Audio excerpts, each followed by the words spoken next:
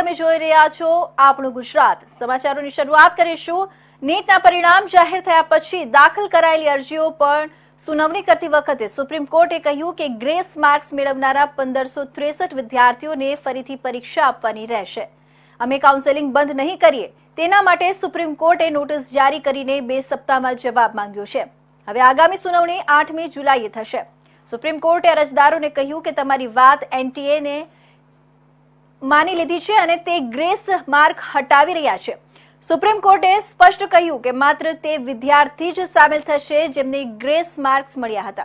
આ સિવાય એનટીએ આ વિદ્યાર્થીઓને એક ઓપ્શન આપ્યું છે, તે રીનીટમાં સામેલ થઈ શકે છે અથવા ગ્રેસ માર્ક્સ વગરની માર્કશીટ સાથે નીટ યુજીની કાઉન્સેલિંગમાં સામેલ થઈ શકે છે।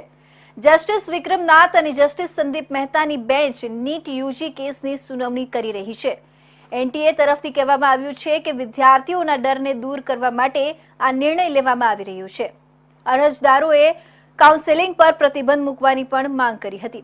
ટૂંકમાં કોર્ટ 3 અરજીઓ પર વિચારણા કરી રહી છે, જેમાં અનિયમિતતાઓ અને નેશનલ ટેસ્ટિંગ એજન્સી દ્વારા 1500થી વધુ ઉમેદવારોને લોસ ઓફ ટાઈમના આધારે પરીક્ષામાં ગ્રેસ માર્કિંગ આપવાના સંબંધમાં શંકા વ્યક્ત કરવા નીટ યુજી 2024ના પરિણામને પડકારાયા છે। अभी जो मसला जो सुप्रीम कोर्ट के सामने आज भी चल रहा है, सरकार ने अपना पक्ष रखा है, उसमें ये लगभग 1550 स्टूडेंट की है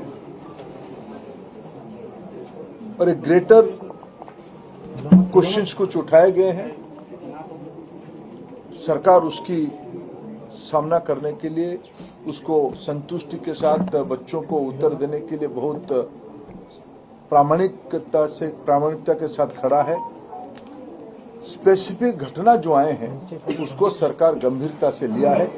एकेडमिशियंस की कमेटी बनी है, उन्होंने कुछ रिकमेंडेशन किया है, उस हिसाब से सरकार आज कोर्ट के सामने उस पक्ष को रखेगा। और बाकी जो नीडफुल सुप्रीम कोर्ट के आदेश से ही कुछ साल पहले से एनटीए की गठन हुई है। पिछले दिनों में आज एनटीए लगभग 3 बड़े बड़े एग्जामिनेशन कराते, सक्सेसफुली कराती है। नीट, जेई और सीयूईटी। इतने बड़े देश में जब 13 लैंग्वेज में एग्जामिनेशन होगा, विश्व के कई देशों में मैं ये कहूँगा कि ये this is partial victory. Honourable court ने सुना दोनों साइड को और काफ़ी रीजन्ड ऑर्डर किया और we are partially satisfied and I think the battle will still go on। उनको नोटिस दिया है एनटीए को कि आप जवाब दीजिए, डिटेल जवाब दीजिए। उन्होंने कोर्ट में दिया सर्कुलर, वो सर्कुलर भी गलत था। जज साहब ऑनरेबल कोर्ट ने ये पॉइंट आउट किया कि इसमें कुछ लैंग्वेज भी गलत है। उन्होंने कहा कि जो 1563 स्टूडेंट्स जिनको कंपनसेटरी मार्क्स दिए गए हैं वो उनका रीटेस्ट हुआ जाएगा। काउंसलिंग पे स्टे नहीं दिया है काउंसलिंग पे, पर उनके काउंसिल ने कहा कि काउंसलिंग हम after the results of these 1563 students या जो भी पार्टिसिपेट करना चाहते हैं जितने भी स्टूडेंट्स, उसके बाद हम counselling will continue. There is no stay till the next date of year. वो तो ठीक है कि 15,000 का या 16,000 का ग्रेस मार्क्स के लिए हो रहा है, लेकिन हमने और एक्सपेक्ट किया था क्योंकि हमें क्लियरली पता है कि 16,000 से ज़्यादा अमाउंट है जिसमें ग्रेस मार्क्स दिए गए हैं। एक साल के अंदर इतना इन्फ्लेशन हो ही नहीं सकता। जैसे मेरे मार्क्स आए हैं 670 में मेरी रैंक एक्सपेक्टेड थी पिछले साल के ट्रेंड्स को देख के 3,000 के अराउंड, लेकिन इस बार आई 15,000 रैंक, जो इतनी हाई कभी एक्सपेक्टेड ही नहीं थी, किसी ने सोची नहीं थी कि 5 टाइम्स इन्फ्लेशन हो जाएगा। तो इस पर हमें क्लियरली लग रहा है कि कुछ ना कुछ तो हुआ है। ये 1500 से ज़्यादा अमाउंट है जिसमें ग्रेस मार्क्स दिए गए हैं, लेकिन अभी तो ये बात की थोड़ा है कि कुछ तो किया अभी तक जो एनटीए ने किया है। अभी हम और एक्सपेक्ट कर रहे हैं कि और भी आगे करेंगे। सुप्रीम कोर्ट से बस यही एक्सपेक्टेशन है, जो करेंगे अच्छा करेंगे, जस्टिस दिलाएंगे हम सबको। पेपर लीक ऑब्वियस सी बात है हुआ था। पहली बात तो ये कि एनटीए ने जब विंडो क्लोज हो गई थी एडमिशन की विंडो क्लोज हो गई थी तो 2 दिन के लिए दोबारा ओपन हुई थी और कहते हैं एक ही सेंटर से 7-8 बच्चे टॉपर निकल रहे हैं। ऐसा कैसे हो सकता है? इसकी प्रोबेबिलिटी ऑलमोस्ट नील है, ऐसा हो ही नहीं सकता। तो ऑब्वियसली कुछ तो हुआ है यहाँ पर। एनटीए बार-बार कॉन्ट्राडिक्टरी स्टेटमेंट दे रहा है। जिस दिन एग्जाम था उस दिन बोला कि एक ही जगह पेपर लेट हुआ है, बाकी जगह हमने स्मूथली कंडक्ट किया है।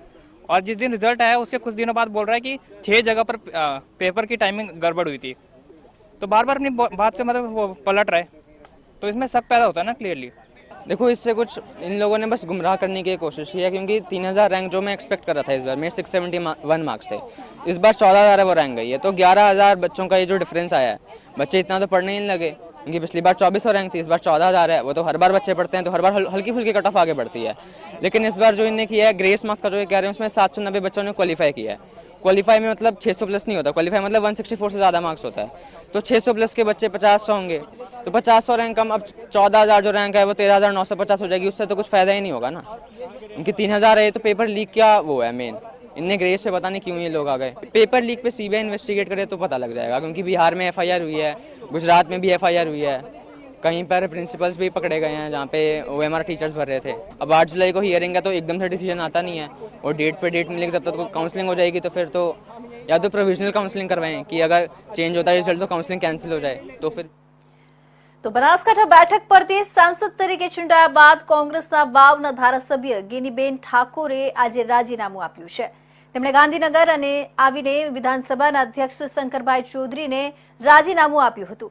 કોંગ્રેસના આક્રમક નેતા ગણાતા ગિનીબેન ઠાકોર બનાસકાંઠાના વાવના ધારાસભ્ય હતા।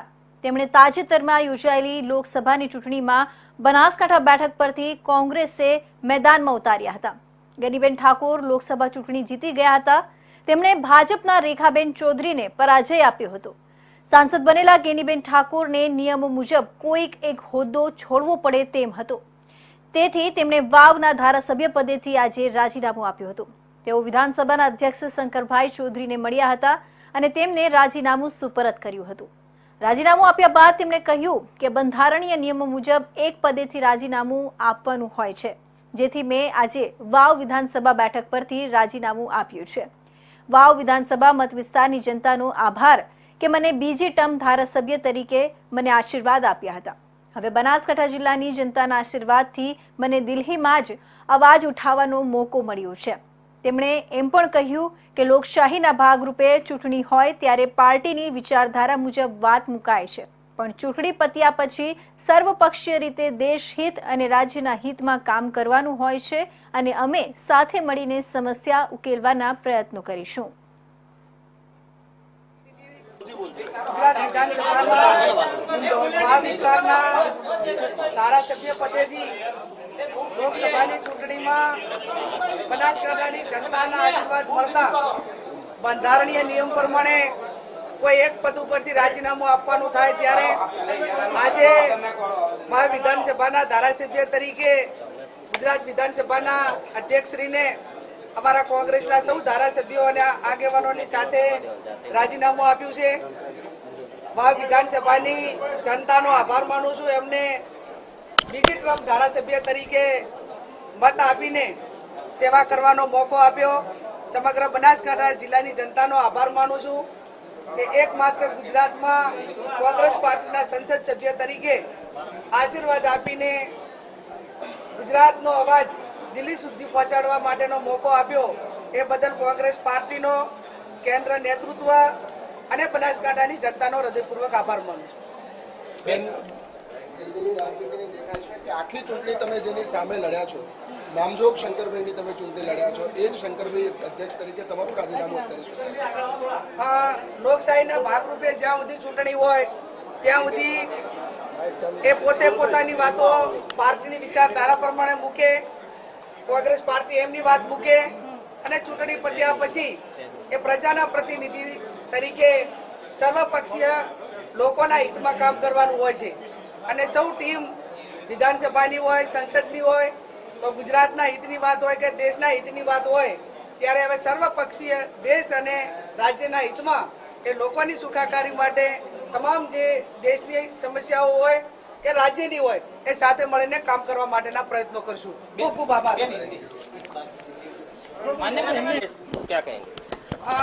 बनासकांठा डिस्ट्रिक्ट के लोकसभा के मेंबर में चुनाव जीतने के बाद दोनों में से एक का इस्तीफा देना पड़ता है, तो मैं वह विधानसभा की विधायक थी और नियम के अनुसार हमें कांग्रेस पार्टी के हमारे एमएलए के साथ इस्तीफा दिया है और आने वाले दिनों में તો આણંદ વલ્લભ વિદ્યાનગરમાં સ્કૂલ વર્ધીમાં ફરતા રિક્ષા અને વેન વાહનો માટે ટેક્સી પાર્સિંગ સહિતના નિયમો કડક બનાવવામાં આવતા તેમના વિરોધમાં સ્કૂલ વર્ધીના ખાનગી વાહન ચાલકોએ હડતાલ પર ઉતરી જઈ સૂત્રોચ્ચાર કરી વિરોધ પ્રદર્શન કર્યું હતું, જ્યારે હડતાલને લઈને વાલીઓ અને વિદ્યાર્થીઓ અટવાઈ પડ્યા હતા અને વાલીઓ વિદ્યાર્થીઓને લેવા મૂકવા આવતા શાળાઓની બહાર ટ્રાફિક જામ સર્જાયો હતો, જેને લઈને વાલીઓમાં પણ રોષ પ્રવર્તી રહ્યો હતો। હડતાલ થઈ છે અને સરકારે એક્શન લીધી છે, સારું કર્યું છે, પણ થોડો ટાઈમ આપો, કારણ કે વાહનવાળાએ બિચારા ડ્રાઈવરો બી હોય એ લોકો એકદમ એટલા બધા પૈસા ક્યાંથી લાવે। અને બીજી વસ્તુ કે તમે એને છૂટ આપશો તો એ વાલીઓ પર જ એનું ભાડું ડબલ લેશે, એટલે બધી રીતે આમાં તો એક જાતનું પેલું કેવું એ મરવાના અને વાલીઓ મરવાના, એટલે એવું કંઈક વ્યવસ્થા કરો કે વચ્ચેનો કોઈ રસ્તો એવો કાઢો કે આ લોકોને બી સારું રહે, જે વાહન ડ્રાઈવરો છે, અને વાલીઓને બી બહુ બર્ડન ના પડે। સરકાર દ્વારા જ્યારે કોઈ પણ બનાવ બને છે ત્યારે એ લોકો નિયમો બહાર પાડતા હોય છે, જેને લઈને આજથી સ્કૂલો ચાલુ થઈ છે। હું વાલી છું પોતે, મારા બાળકો પણ વાનની અંદર આવતા હોય છે। આજે હડતાલના કારણે મારે પોતે જ લેવા આવવું પડ્યું છે, પરંતુ જો વાત કરવામાં આવે તો પોલીસ જે રીતના કામગીરી કરી રહી છે એ ખરેખર સારી વાત છે, પરંતુ આ જ પોલીસ જ્યારે સ્કૂલ ચાલુ થશે 15 દિવસ માટે આવું કદાચ કરશે, ત્યારબાદ એ પોતાના હપ્તા બધી અને પોતાની મનમાની કરે। જે બાળકો છે તમારે જોવું હોય તો આખા વર્ષ દરમિયાન પણ તમે આવો, બાળકો જે વાનની અંદર આવે છે એ ભરીને જ આવશે। આ તો ખાલી માત્ર કાગળ ઉપર દેખાડો કરવા માટે હાલ તો આ તાઇફા થઈ રહ્યા છે। સરકાર દ્વારા જે નિયમો તો પાડવામાં આવે છે, પરંતુ એ નિયમોને ધોઈને પી જાય તેવું પણ તંત્રના જે અધિકારીઓ છે, જે ભ્રષ્ટ અધિકારીઓ છે, તેમના દ્વારા આ વસ્તુ કરવામાં આવે છે, જેને લઈને વાલીઓ પણ શું કરે, વાલીઓ પણ મજબૂર છે, એમને આટલા જ બાળકોને વાનની અંદર મોકલવા માટે પણ મજબૂર છે, કારણ કે ગામડા લેવલથી આવતું મારું બાળક અહીં સિટીની અંદર ભણવા આવે છે, મારે કોઈ બીજી વ્યવસ્થા ના હોય, અમે નોકરી ધંધો કરતા હોય એટલે એમને વાનમાં ના છૂટકે અમારે મોકલવા જ પડે છે। પરંતુ સ્કૂલ દ્વારા જે વાલીઓ જે સરકાર દ્વારા જે નિયમો છે એ નિયમોનું ચુસ્તપણે પાલન થાય। આરટીઓને જે આ હેરાનગતિ થઈ છે અને આ જે તે જાણ કર્યા વગર ડાયરેક્ટ જે ગાડી ડિટેન કરેલી છે એના સમક્ષ અમે સમગ્ર જે કે વાત આણંદ જિલ્લાની જે તે સમગ્ર સ્કૂલોના વાહન ચાલકો તથા અમે રિક્ષા ચાલકો બધાએ આંદોલન ચાલુ કર્યા છે। શું માંગ એ બાબતમાં માંગ અમારી એટલી છે કે આ જે ટેક્સી કોટાનો ખર્ચ છે અમને પરવડે એવો નથી, માટે સરકારશ્રીને અમને નમ્ર વિનંતી કે આ ટેક્સી કોટા બાદ ના કરવાનું એ હલકો પાડે। પ્લસ બીજું કે અમે જે તમારા 14 છોકરાનો નિયમ છે ગાડીમાં અને 6 છોકરા રિક્ષામાં છે, એની જગ્યાએ 6 છોકરા 6ની જગ્યાએ 8 છોકરાઓ રિક્ષામાં પાસ કર્યા લે અને 14 છોકરા વાનમાં કે ઇકોમાં ગાડીમાં પાસ કરે તેવી નમ્ર વિનંતી છે। અમે એમની જોડે ચોપડી કાગળિયા સહિતના તમામ ડોક્યુમેન્ટ જે કંઈ બી છે એમની જોડે સરકારશ્રી જોડે અને આરટીઓ સાથે અમે સંમત છીએ। અગ્નિશામક ફાયર સિસ્ટમ જે છે એ બી અમે સરકારશ્રી અને આરટીઓ નિયમ પ્રમાણે અમે સંમત છીએ, તથા અમને જે કંઈ આ ઉલ્લંઘન છે થાય છે કે ભાઈ જે કંઈ બી તકલીફ પડે છે એને માટે અમે એકઠા થયા છે। અમે સ્કૂલ વાન ચલાવીએ છીએ। જેવું રિપલભાઈએ કીધું કે સ્કૂલ વાન ટેક્સી કોટામાંથી પ્રાઇવેટ કોટામાંથી ટેક્સી કોટામાં અમને ખર્ચ પરવડે એવો નથી, એવું કોઈને બી પોસિબલ નથી, કારણ કે આની પાછળ અમારે કેવું છે કે આટલા બધા હજારો ગાડીઓવાળા બેરોજગાર થઈ જાય છે, બેરોજગાર થઈ જાય, પ્લસ બીજી વસ્તુ કે વાલીઓ બી હેરાન થાય છે। અમે હડતાલ કરી છે એની પાછળ અને અમે ખુદ બી હેરાન થઈએ છીએ કે અમારી રોજીરોટી આની પર ચાલી રહી છે। અત્યારે અમે હડતાલ કરી રહ્યા છે તો અમારે ખાવા પીવાનું ઘર ચલાવવાનું એ બધી બહુ તકલીફ થાય છે। એટલે સરકારશ્રીને નમ્ર એવી વિનંતી છે કે અમને આનો પ્રશ્ન વહેલી તકે ઉકેલ આપે અને જો ઉકેલ લાવવામાં કંઈ બી એવું કંઈ નિરાકરણ આવતું હોય વહેલી તકે જે બી સોલ્યુશન આવતું હોય અમે એમની જોડે મંજૂર છે, પણ બીજી વસ્તુ કે પ્રાઇવેટ પાસેમાંથી ટેક્સી કોટા એ ખર્ચ પરવડે એવો નથી, બધી પરમિશન અમે લેવા રેડી છે એમની, ઓકે। અને આનું સોલ્યુશન હજુ નહીં આવે તો અમે આગળ હજુ ઉગ્ર આંદોલન કરી શકીએ છીએ। સમગ્ર ગુજરાતમાં ચોમાસું બેસી ગયું છે અને કેટલીક જગ્યાએ માત્ર હવે ઘડીઓ ગણાઈ રહી છે, ત્યારે જામનગર જિલ્લામાં ખેડૂતોએ સારા વરસાદની રાહમાં મગફળીનું આગોતરું વાવેતર શરૂ કર્યું છે। આગોતરા વાવેતરના આયોજનના પગલે મગફળીનું વાવેતર પણ સારું થશે તેમ ખેડૂતોએ જણાવ્યું હતું। છેલ્લા 2 દિવસથી સૌરાષ્ટ્ર, દક્ષિણ ગુજરાત, મધ્ય ગુજરાત અને ઉત્તર ગુજરાતના મોટાભાગના વિસ્તારોમાં વરસાદી માહોલ છવાયો છે।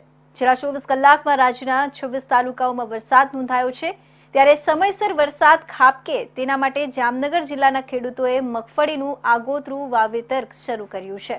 હવામાન વિભાગે અગાઉ 7 દિવસ સુધી ગુજરાતના વિવિધ જિલ્લાઓમાં ગાજવીજ સાથે વરસાદ પડવાની આગાહી કરી હતી, જેમાં 10 અને 11 જૂનના રોજ દક્ષિણ ગુજરાતના કેટલાક વિસ્તારોમાં તમામ જિલ્લાઓમાં વરસાદની સંભાવના વ્યક્ત કરાઈ છે। આ સાથે જ અન્ય જિલ્લામાં પણ વરસાદ પડવાની સંભાવના રહેલી છે.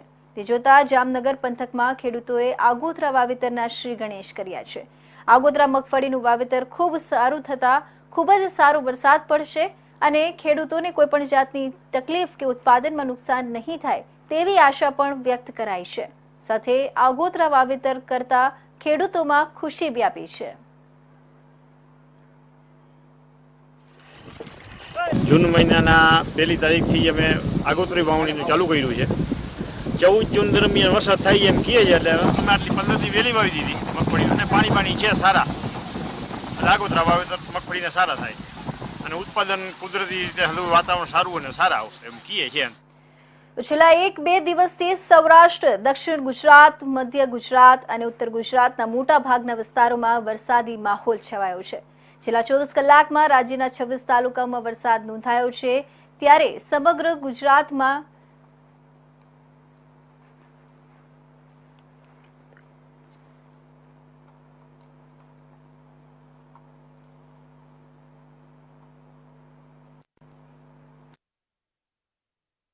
આગોતરી મગફળીનું વાવેતર ચાલુ કર્યું છે. સારા વરસાદની આગાહી દીધેલી છે. વરસાદની આશા રાખી અને વહેલેસર સારો વરસાદ થઈ જાય એવી આશાથી મગફળીનું વાવેતર ચાલુ કરી દીધેલ છે. જૂન મહિનાના 1લી તારીખથી અમે આગોતરી વાવણીનું ચાલુ કર્યું છે. 14 જૂન દરમિયાન વરસાદ થાય એમ કહે છે, એટલે અમે આટલી 15 દી વહેલી વાવી દીધી મગફળી, અને પાણી છે સારા, આગોતરા વાવેતર મગફળીને સારા થાય અને ઉત્પાદન કુદરતી રીતે વાતાવરણ સારું અને સારા આવશે એમ કહે છે. જી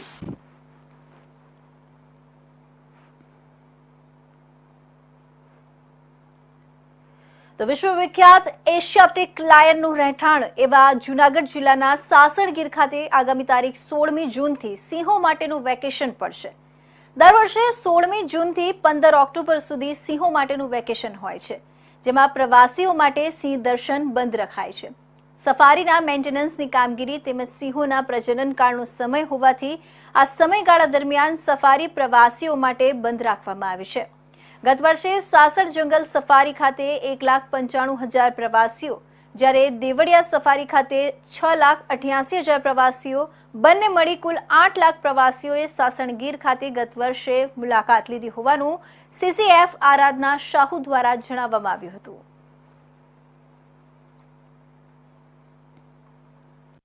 आपने जो बात की, आज सुबह एक न्यूज़पेपर में भी आया है, बट ये जो न्यूज़ है एक्चुअली कंप्लीटली फॉल्स न्यूज़ है. It's a complete false reporting. ऐसा कोई डिजीजेस के हमारे पास रिपोर्ट आया नहीं है. और जो जिला का है, अमरेली जिला का, और जो जगह का है, so no babesiosis has been reported from that place. And the other thing is that जो लायन का हेल्थ मैनेजमेंट है, और जो अपने वहाँ पे जसाधार एनिमल केयर सेंटर भी है, और उसके सिवाय हमारे पास जो मेन सेंटर है सक्करबाग है, सासन है, और अनदर 11 सेंटर्स आर देयर. सारे सेंटर्स जो है वो एक्टिव है, और इस तरह से कोई डिजीजेस का हमारे कोई भी सेंटर से रिपोर्ट नहीं. नहीं, ऐसा भी कुछ है नहीं actually. Nothing like being reported के कोई पर्टिकुलर कोई संक्रमित डिजीज हो, बेबिसियोसिस हो, इस तरह से कोई रिपोर्ट अभी तक हमारे पास नहीं आया. तो क्या मानसून के दौरान लायंस को कोई डिजीज, जैसे हमें स्किन का एक प्रॉब्लम होता है, तो मानसून के दौरान शेर को भी ऐसी कोई डिजीज हो सकती है, ऐसे नेचुरल डिजीज कोई? देखिए, जो डिजीज होता है कोई भी कार्निवर, हम शेर का बताए, दीपड़ा का बताए, या कोई भी कार्निवर्स होता है, जो डिजीजेस है जैसे कि टिक्स एंड माइट्स का लोड बढ़ता है, तो कभी कभी हमें डिफरेंट टाइप डिजीजेस का बारे में जानने को मिलता है, but they are treated. Every disease is treated.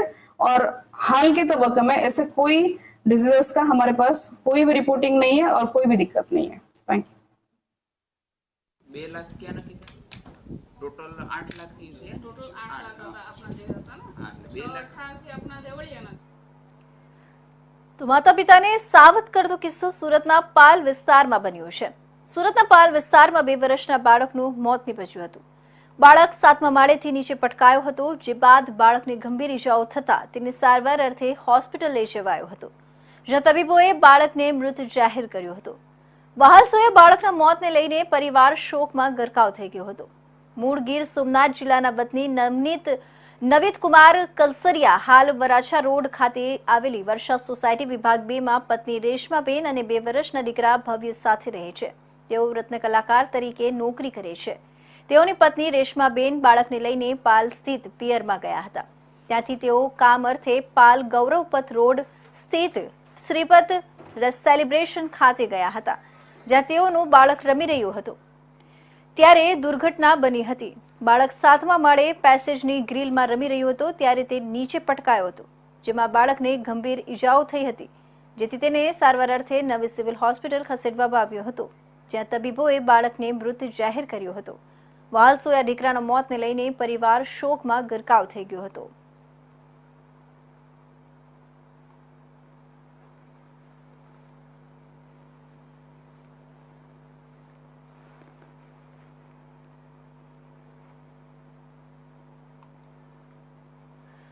જૂન 2024ના રોજથી રાજ્યભરની સ્કૂલોમાં શૈક્ષણિક કાર્યની શરૂઆત થઈ ગઈ છે. ત્યારે રાજકોટ અગ્નિકાંડની દુર્ઘટનામાં લોકોના મોત બાદ તંત્ર સફાળું જાગ્યું છે અને ફાયર એનઓસી તેમજ બીયુ પરમિશન સહિતના નિયમોના આધારે સ્કૂલો સહિતના એકમો સીલ કરવામાં આવ્યા છે. આ ઉપરાંત સીએનજી કિટ સાથેની સ્કૂલ વાન માટે પણ કડક નિયમો બનાવવામાં આવ્યા છે.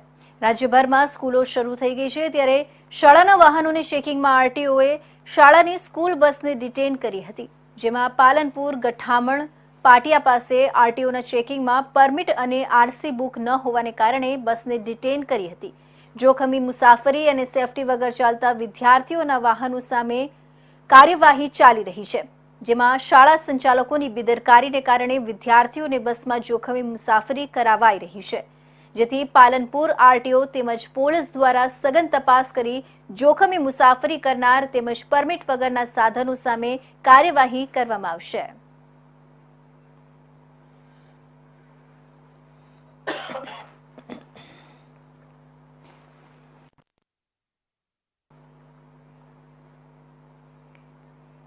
તો વિદ્યુત સહાયકોને ફરજ મોકૂફ કરવાનો મામલો સામે આવ્યો છે. પીજીવીસીએલના એડિશનલ જનરલ મેનેજર HR ડિપાર્ટમેન્ટના AR કટારાનું નિવેદન સામે આવ્યું છે. 30 પૈકી 11 કર્મચારીઓ 2023માં મોકૂફ કરવામાં આવ્યા હતા. 19 કર્મચારીઓને 2024માં ફરજ મોકૂફ કરવામાં આવ્યા છે. તમામ કર્મચારીઓ વિરુદ્ધ ચાર્જશીટ દાખલ કરવા બાબતે પણ આદેશ આપવામાં આવ્યો છે. 2021માં ગુજરાતના 30 જેટલા સેન્ટર પર પરીક્ષા લેવામાં આવી હતી, જે તે સમયે સરકારના ધ્યાન પર ગેરરીતિ થઈ હોવાનું ધ્યાને આવ્યું હતું. પરીક્ષા લેનાર આઉટસોર્સિંગ એજન્સી દ્વારા કેટલાક પરીક્ષા કેન્દ્રો પર ગેરરીતિ આચરવામાં આવી હતી, જે તે સમયે સુરત ખાતે પણ ફરિયાદ દાખલ કરવામાં આવી હતી. 2021માં પીજીવીસીએલ દ્વારા વિદ્યુત સહાયકોની ભરતી માટે પરીક્ષા લેવામાં આવી હતી. 30 વિદ્યુત સહાયકોને ફરજ મૂક કરાયા છે. આખો મામલો શું? જુનિયર આસિસ્ટન્ટ વિદ્યુત સહાયકની ભરતી 21-22માં આપણે કરવામાં આવી હતી. એ ભરતીમાં આપણે ઓનલાઈન એક્ઝામ લીધી હતી. એ એક્ઝામમાં આઉટસાઇડ એજન્સી થ્રુ એક્ઝામ લીધી હતી અને એ ઓનલાઈન એક્ઝામમાં સેન્ટરો છે એ કોમ્પ્યુટરાઇઝ એક્ઝામ હતી, એટલે અલગ અલગ જગ્યાએ ગુજરાતમાં એક્ઝામ લેવામાં આવી હતી અને એમાં સેન્ટરોમાંથી અમુક જગ્યાએ ગેરરીતિ કરવામાં આવે છે એવું ધ્યાનમાં આવેલું, એટલે સરકારશ્રી દ્વારા ક્રાઇમ ડિપાર્ટમેન્ટને એની ઇન્ક્વાયરી સોંપવામાં આવી અને એ આખી ઇન્ક્વાયરી કરતાં પીજીવીસીએલના જે 30 ઉમેદવારો છે એવા ધ્યાને આવેલા. એટલે આ જે સસ્પેન્ડ કર્યા છે એ અત્યારનું ઇસ્યુ નથી, એ છે ગયા વર્ષનું છે અને જે સસ્પેન્ડ કર્યા છે એ 23-24માં કર્યા છે અને બિફોર ઇલેક્શન કરેલા છે. અત્યારે જે ગઈકાલે પેપરમાં આવ્યું છે એવું હમણાં 3 મહિનામાં કોઈ જ વસ્તુ બનેલ નથી. આ જૂનો ઇસ્યુ છે. એ લોકોને સસ્પેન્ડ કરી અને ખાતાકીય પગલાંની કાર્યવાહી કરવાની ઓલરેડી સૂચના આપણે ફિલ્ડમાં અધિક્ષક ઇન્દોરને આપી દેવામાં આવે છે. સાહેબ, જૂનો ઇસ્યુ છે તો અત્યાર સુધી આ વાત છુપાવવામાં શા માટે? છુપાવવામાં નથી આવી. એ વસ્તુ છે સસ્પેન્ડ કરી જ દીધા છે. માર્ચ પહેલા આ તો 23નું ઇસ્યુ છે. 23માં 11 જણા સસ્પેન્ડ કરેલા છે, 24માં કર્યા છે, બિફોર ઇલેક્શન કરેલા છે. અત્યારે કઈ કરેલા જ નથી. તે વખતે જાહેર નહોતું કરવામાં? જાહેર પૂછવામાં આવે એટલે અમે આપી દે. કાલે પૂછવામાં આવ્યું તો અમે આપી દીધું. આપ